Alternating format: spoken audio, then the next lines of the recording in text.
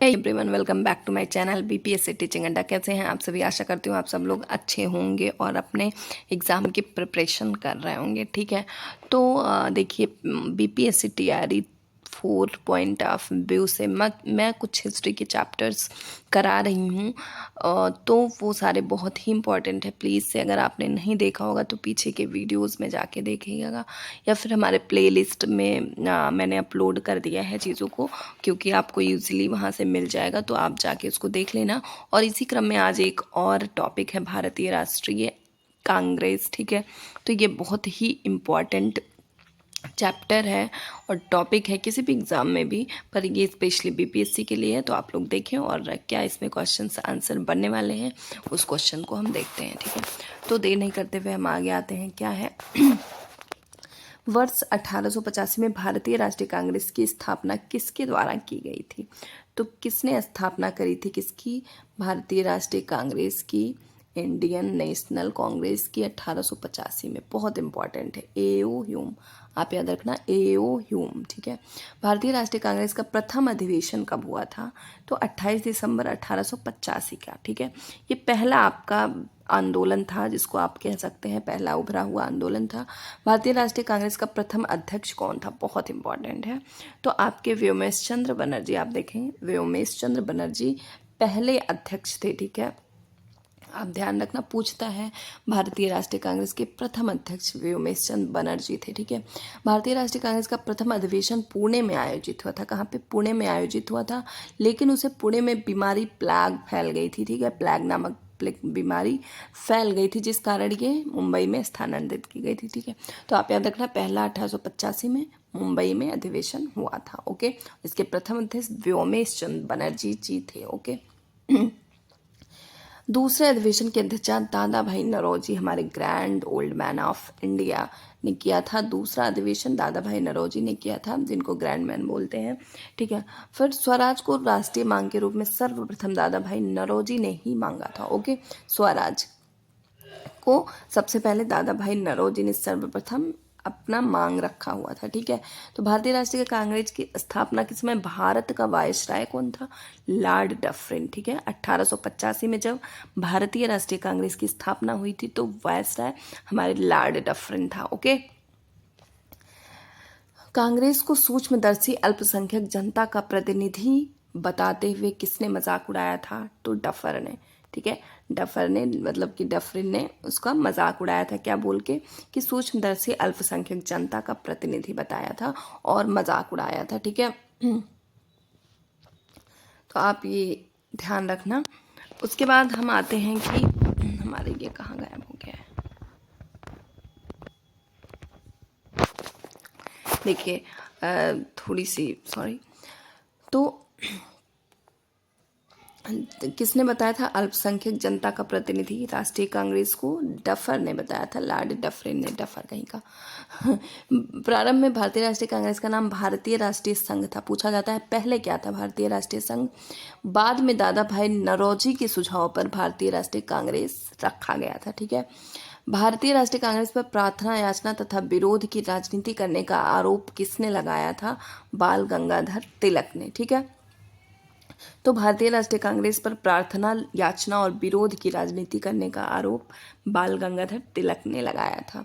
लाल बाल पाल और त्रिगुट का कौन सा नेता भारतीय राष्ट्रीय कांग्रेस का अध्यक्ष बना? तो लाला लाजपत राय। लाल से आपका लाला लाजपत राय, बाल से बाल गंगाधर तिलक, और पाल से क्या था? पाल से सॉरी, ध्यान नहीं आ रहा है, बिपिन चंद्र पाल। ठीक है, तो ये आपका लाला लाजपत राय। ठीक है, लाल बाल पाल त्रिगुट का नेता भारतीय राष्ट्रीय कांग्रेस का अध्यक्ष बना लाला लाजपत राय, इस ग्रुप के बने थे। ठीक है, बाल गंगाधर तिलक को कभी भी भारतीय राष्ट्रीय का अध्यक्ष नहीं चुना गया, तो इसको बहुत ही इंपॉर्टेंट है, आप याद रखना।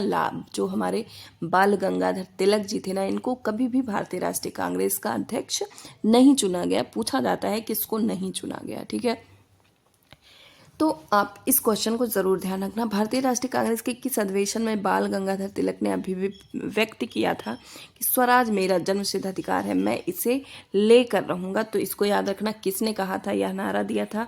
पहले तो आप इसको याद रखना, स्वराज मेरा जन्मसिद्ध अधिकार है, मैं इसे लेकर रहूँगा। इसको बाल गंगाधर तिलक ने कहा था। कौन से अधिवेशन में? लखनऊ अधिवेशन 1916। तो लखनऊ अधिवेशन कब हुआ था? 1916 में। किसने बोला था ये? तो स्वराज मेरा जन्मसिद्ध अधिकार है, मैं इसे लेकर रहूंगा, बाल गंगाधर तिलक ने बोला था। प्लीज याद रखना आप।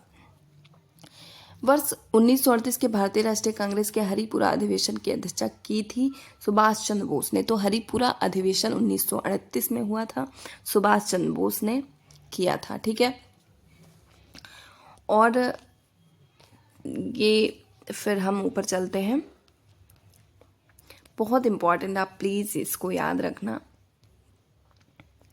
देखिए आपके, पहले चलिए हम ये लाइंस पढ़ लेते हैं, उसके बाद पढ़ते हैं। कांग्रेस आंदोलन ना तो लोगों द्वारा प्रेरित था और ना ही उनके द्वारा सोचा, ये योजनाबद्ध किया गया था। यह किसने कहा था? तो सर सैयद अहमद खान ने बोला था। मतलब कांग्रेस ये सोचा समझा कोई योजनाबद्ध नहीं किया गया था। इसको किसने कहा था? सर सैयद अहमद खान ने। ठीक है, तो याद रखना। यह किसने कहा था? कांग्रेस पतन के लिए लड़खड़ा रही है, बहुत इंपॉर्टेंट है। कांग्रेस पतन के लिए लड़खड़ा रही है, मेरी सबसे बड़ी अभिलाषा जब तक मैं भारत में हूँ कांग्रेस की शांतिपूर्ण समाप्ति में सहयोग करना है, लॉर्ड कर्जनवा बोला था ये। कि किसने कहा था? कांग्रेस पतन के लिए लड़खड़ा रही है, मेरी सबसे बड़ी अभिलाषा है जब तक मैं भारत में हूँ कांग्रेस की शांतिपूर्ण समाप्ति में सहयोग करना है। तो ये लॉर्ड कर्जन ने बोला था। ठीक है, लॉर्ड क्यों कहते हैं इनको? लॉर्ड।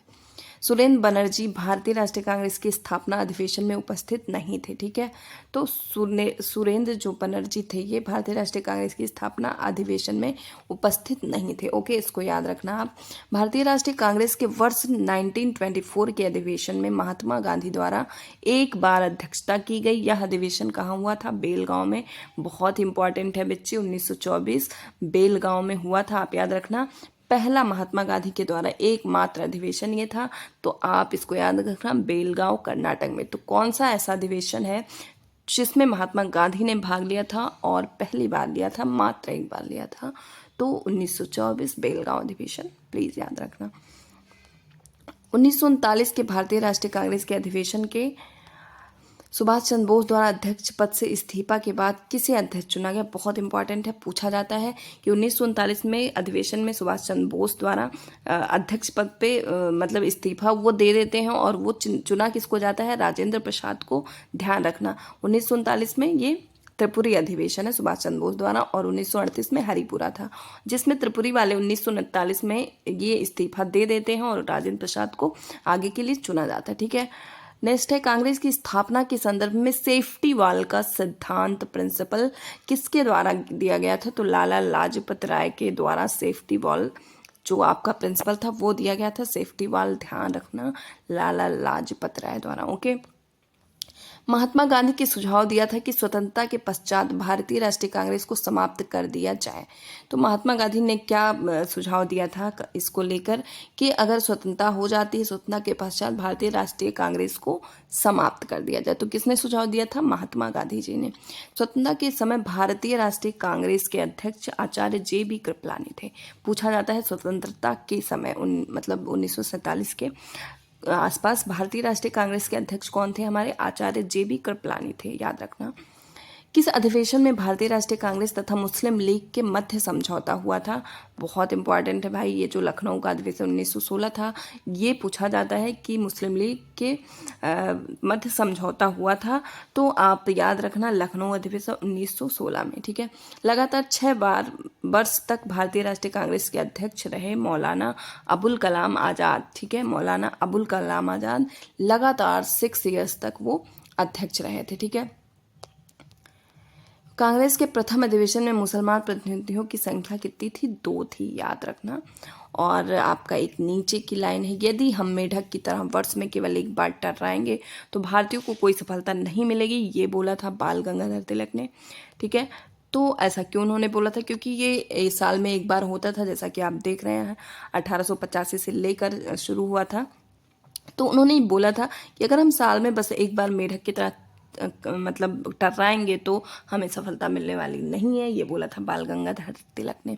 ठीक है, तो देखिए आज ये सेशन था, अभी और भी इसमें चैप्टर्स हैं, बस मैं थोड़ा थोड़ा करा रही हूँ ताकि आप उसको पढ़ते रहिए। और थोड़ा सा शॉर्ट में यहाँ पे हम देख लेते हैं कि क्या है हमारे लिए जो बहुत इम्पॉर्टेंट है। आप इसको स्किप मत करिएगा, प्लीज़ से 2 बार पढ़िएगा। प्रथम अध्यक्ष आपके WC बनर्जी थे, प्रथम मुस्लिम अध्यक्ष बदरुद्दीन तैयब जी थे, प्रथम यूरोपीय जॉर्ज यूले थे, प्रथम महिला अध्यक्ष एनी बेसेंट थी और प्रथम भारतीय महिला सरोजनी नायडू थी। इसको आप बहुत ही ज़रूरी से ध्यान देना। और 4 बार ये इसमें से कुछ भी आपसे पूछ सकता है, ये जो तालिका में आप देख रहे हैं। ठीक है, तो ठीक है, आज के बाद फिर हम नेक्स्ट सेशन लेकर आएंगे एक अच्छे से टॉपिक के साथ। और अभी इसमें आपको और भी मैटर्स मिलने वाले हैं अगले वीडियो में। तब तक के लिए नमस्ते नमस्कार। आप पढ़ते रहिए और हम बने रहिए चैनल के साथ। अगर वीडियो अच्छी लगी हो तो प्लीज़ से लाइक और शेयर सब्सक्राइब कर लीजिएगा। और मिलते हैं नेक्स्ट सेशन में, तब तक के लिए नमस्ते नमस्कार।